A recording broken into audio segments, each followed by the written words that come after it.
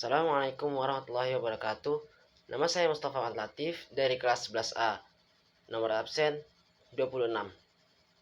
Pada kesempatan kali ini saya ingin mempresentasikan tugas SKI, yaitu memaparkan biografi dari salah satu ilmuwan yang hidup pada zaman Daulah Abbasiyah.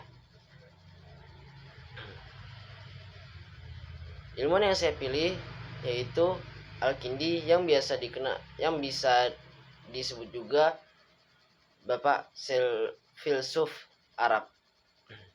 Saya memilih biografi Al-Kindi karena ia menunjukkan bahwa ilmu pengetahuan dan ilmu agama dapat berjalan dengan beriringan.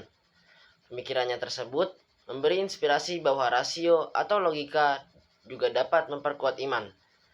Selain itu, karya dan kontribusinya juga tetap relevan hingga saat ini, sehingga ia layak untuk dijadikan teladan bagi generasi muda.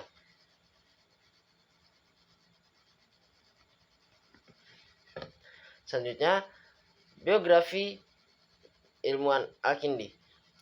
Al-Kindi mempunyai nama lengkap Abu Yusuf Yaqub bin Ishaq Al-Kindi. Beliau lahir di Kufah, Irak, sekitar tahun 801 Masehi. Al-Kindi berasal dari keluarga bangsawan suku Kinda. Sejak kecil, ia sudah terbiasa dengan lingkungan yang mendukung pendidikan. Di masa mudanya, ia telah belajar ilmu agama, bahasa, dan sastra. Setelah itu, ia melanjutkan pendidikannya di Baghdad, yang pada masa itu menjadi pusat ilmu pengetahuan dunia di bawah dinasti Abbasiyah. Di Baghdad, kecerdasan Al-Kindi semakin terlihat dengan ia mendalami banyak bidang ilmu pengetahuan seperti filsafat, logika, matematika, kedokteran, musik, hingga astronomi.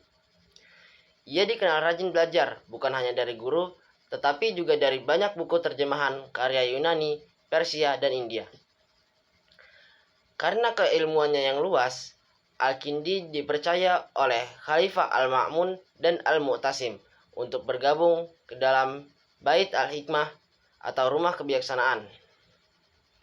Di sana, ia berperan penting dalam kegiatan penerjemahan karya-karya filsafat dan sains, sekaligus mengembangkan pemikiran baru yang sesuai dengan ajaran Islam.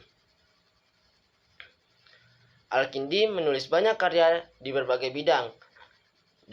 Contohnya dalam filsafat, ia dijuluki sebagai filsuf Arab pertama karena berhasil menggabungkan pemikiran Yunani dengan nilai-nilai Islam. Contoh selanjutnya ada dalam bidang optik. Dalam optik, ia menjelaskan teori tentang cahaya dan penglihatan yang kemudian menjadi dasar ilmu fisika. Selanjutnya ada dalam bidang musik.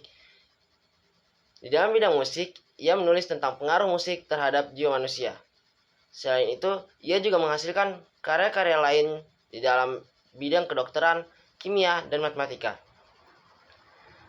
Prestasi terbesarnya adalah kemampuannya untuk menunjukkan bahwa ilmu pengetahuan dan ilmu agama dapat berjalan dengan beriringan atau bersama-sama. Al-Kindi menekankan pentingnya akal untuk memahami ciptaan Allah, sekaligus pentingnya iman agar ilmu dapat membawa manfaat. Pemikirannya kemudian banyak mempengaruhi ilmuwan setelahnya seperti Al-Farabi dan Ibn Sina. Hingga sekarang, warisan dan pemikiran Al-Kindi masih relevan. Misalnya, ide-idenya tentang logika dan etika bisa kita hubungkan dengan tantangan modern seperti perkembangan teknologi.